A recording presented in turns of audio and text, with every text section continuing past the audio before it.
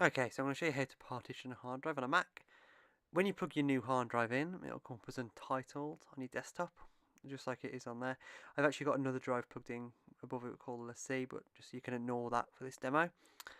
So what you're going to do is load up search or Spotlight rather, and find disk utility. Pretty easy, it should pop up fairly quickly. My computer's fairly slow, so it might take a little bit of time. And this will bring up your currently connected drive. You can see I've got a 500GB LSD drive on there, and I've also got a Western Digital 2TB drive. So you can see if you click on the actual drive name itself, it'll bring up a full list. A lot of people will click on the link below, which, if you do that, it'll only give you a smaller subset of options, so erase, RAID, or restore. So you want to click on the 2TB drive and then the partition section, as I've done there. And this is currently, there is no partition, it's just a single flat unformatted drive. You can see there's 2TB, so you want to click it down to two partitions, untitled 1, and we're going to call that, probably best if you rename that something relevant to you, but I'm going to call it Windows. And for Windows, you want to format it as MS-DOS. You can leave it pretty much as it's set, normally it's fine. Untitled 2, we're going to call Mac, just like that. And then you want to click on to the extended journaled. If you don't do the journals, it doesn't work as well. It doesn't work with a lot of applications, from what I can tell. You can slide the partitions up manually if you want a smaller partition.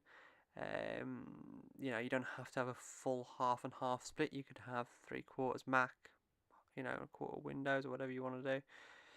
You want to leave that setting on master boot record.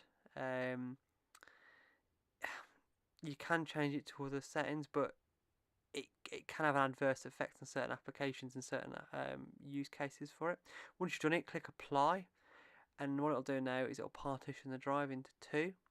Make sure you really want to do this. Obviously, you'll overwrite everything you've currently got on the, in this case, untitled portion of your drive, and it's going to split it into two and format the drive.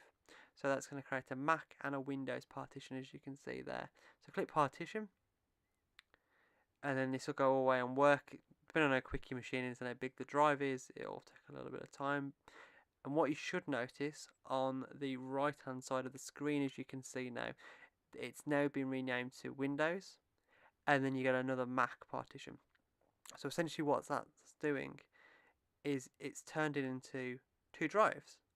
To your machine, it will look like two separate drives, obviously sat on the same connection. But as you can see, if you close this down, you've got one Mac drive and one Windows drive. Now, obviously, it'll be named whatever you decided to name it. In this case, there's your Mac drive, and as you can see, there's nothing on it, obviously.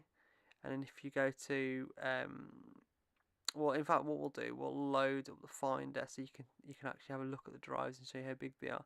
You can see there's two of them, and you can eject them separately. But if you look at the information on it, you can see there it's formatted it as what we set it to do, just over a terabyte, and the Windows partition is just under a terabyte. Just happens to be the way we formatted it. Easy as that. It's very, very simple. It's very quick. Obviously, if you've got data on there, it does take a while to overwrite it. But there you go. That's how you partition a hard drive to run Windows and Mac files. Thank you for listening. If you found it useful, please subscribe and share. Many thanks. Bye.